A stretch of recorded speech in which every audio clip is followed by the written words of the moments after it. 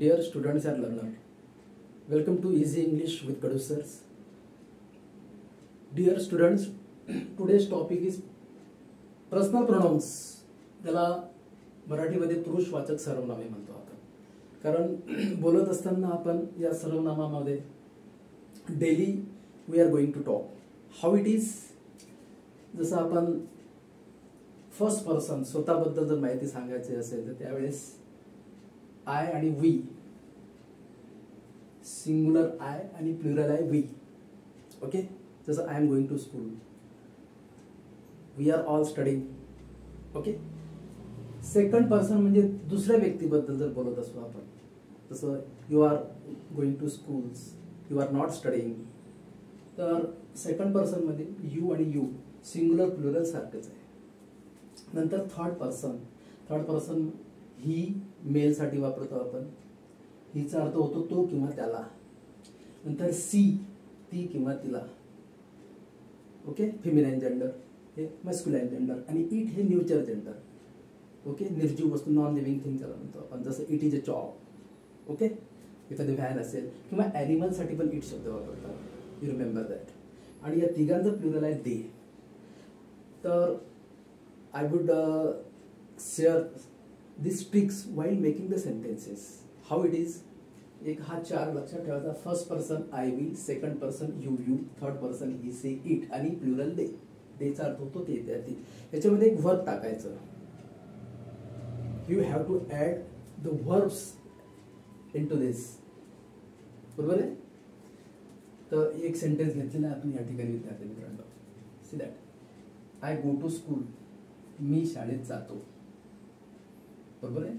We go to school, आम्ही शाळेत जातो. यू गो टू स्कूल, तू किंवा तुम्ही शाळेत जाता. ही गोज टू स्कूल, तो शाळेत जातो. सी गोज टू स्कूल, ती शाळेत जाते. इट गोज टू स्कूल, तो ती ते शाळेत जातात. आणि दे गो टू स्कूल, ते शाळेत जातात. आता या ठिकाणी तुम्हाला वर्ब मध्ये ही सी इट असताना यस किंवा इयस प्रत्यय लागतो. जसं इनडेफिनेट सिंपल प्रेझेंट टेन्सचा यूज करत असताना आपल्याला स्पेसिफिक फॉर्म्युला आपण टेन्सेसमध्ये शिकलो होते एका व्हिडिओमध्ये, की subject plus V1 yes I S plus object. Okay, तर याच्यामध्ये कोणतेही आपण एक वर्ब टाकलं तर आपण सेंटेन्स याच्यावरून बनवू शकतो विद्यार्थी मित्रांनो. ओके, तर असे 7 सेंटेन्सेस यू कॅन मेक. आणि याच्यापासून मग आपण निगेटिव्ह किंवा व्हर्बल असे सेंटेन्स करू शकतो. जसं उदाहरण आहे, आय गो टू स्कूल, याचं निगेटिव्ह कसं येईल, I do not go to school. मी शाळेत जातो, मी शाळेत जात नाही. व्हर्बलचं करायचं असेल तर do I go to school, मी शाळेत जातो का. नंतर हे सेंटेन्स पास्ट टेन्समध्ये घ्यायचं, नंतर फ्युचरमध्ये घ्यायचं. So ultimately speaking will come out. Remember that. So it's very simple trick to understand. जसं माझ्याजवळ पेन आहे, आय हॅव अ पेन. तुमच्याजवळ पेन आहे, सॉरी आमच्याकडे पेन आहे, वी हॅव पेन. तुझ्याकडे पेन आहे, यू हॅव पेन. यू आणि यू सिंगुलर प्लुरल सारखंच आहे. नंतर थर्ड पर्सन घ्यायचं.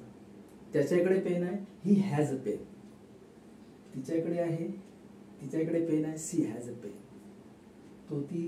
तो तीकडे पेन आहे, इट हॅज अ पेन. आणि त्यांच्याकडे पेन आहे, they have pen.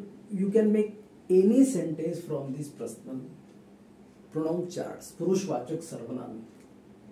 It's very very important. Okay, तर आपण प्रॅक्टिस करू शकतो. जसं मी शाळेत जात नाही, I do not go to. मी शाळेत जात नाही म्हणून तो शाळेत जात नाही. I do not go to school, that is what, he does not go to school. तो शाळेत जातो का, does he go to school. You remember that. You can make negative and verbal sentence from this. आणि दिलेले हे पूर्ण जे sentence आहेत बघा, गो, प्रत्येक ठिकाणी तुम्हाला V1 फॉर्म दिसते, म्हणजे सिंपल प्रेझेंट टेन्सचे वाक्य आहे. Did you get it. Okay, हेच वाक्य आपण पास्ट टेन्स मध्ये कन्वर्ट करून imagine and you become the speaker of your self. स्वतःच वाक्य होते याच्यामध्ये. जसं सिंपल प्रेझेंट टेन्स आहे तर सिंपल पास्ट टेन्स म्हणजे वर्ब बदलायचं फक्त. जसं आय गो टू स्कूल, मी शाळेत जातो. आय वेंट टू स्कूल, मी शाळेत गेलो. Are you getting? हेच वाक्य फ्युचर टेन्समध्ये करायचं simple. I will go to school, मी शाळेत जाणार. तर त्याचे निगेटिव्ह आणि व्हर्बल ओके असे सेंटेन्स करायचे. So it's a very very very simple trick to understand. Okay, you can take any type of examples. Okay, जसं मला समजते, आय अंडरस्टँड. मला समजत नाही, आय डू नॉट अंडरस्टँड. मला समजते का, डू आय अंडरस्टँड. तिला समजते, सी अंडरस्टँड्स. तिला समजत नाही, सी डज नॉट अंडरस्टँड. तिला समजते का, डज सी अंडरस्टँड. ओके, तर या ठिकाणी व्हर्बल निगेटिव्ह करत असताना सिंपल प्रेझेंट टेन्स मध्ये डू किंवा डज वापरायचा. आपण हेल्पिंग वर्ब्स मध्ये शिकलो आहे, प्रायमरी ऑक्झिलरीज मध्ये डू किंवा डज. हॅव याचं फॉर्म असेल तर इथं हॅव आणि हॅज कुठे येते, ही सीट मध्ये. Okay, you remember that. You take any examples, you will get understanding. मी चित्र काढतो, आय ड्रॉ पिक्चर्स. आम्ही चित्र काढतो, वी ड्रॉ पिक्चर्स. तू चित्र काढतो, यू ड्रॉ पिक्चर्स. तो चित्र काढतो, ही ड्रॉज अ पिक्चर. यस प्रत्यय लागेल. सी ड्रॉ अ पिक्चर, ती चित्र काढते. इट ड्रॉ पिक्चर्स, तो ती ते चित्र काढतात. दे ड्रॉ पिक्चर, ते चित्र काढतात. ओके, त्याचं निगेटिव्ह करत असताना डू डजचा वापर करायचा. डज कुठं वापरायचा, ही सीट, ही सी इट किंवा नाव असेल एखादं.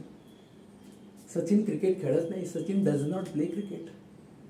ओके, सो निगेटिव्ह आणि व्हर्बल याच्यावर करत असतात. कारण स्पीकिंगमध्ये काय आपण निगेटिव्ह बोलत असतो, व्हर्बलचे वाक्य तयार. तू शाळेत गेला नाही का, वाक्य जातं. तू शाळेत गेला नाही का. Didn't you go to school, verbal टाईपचा question. Why you didn't go to school.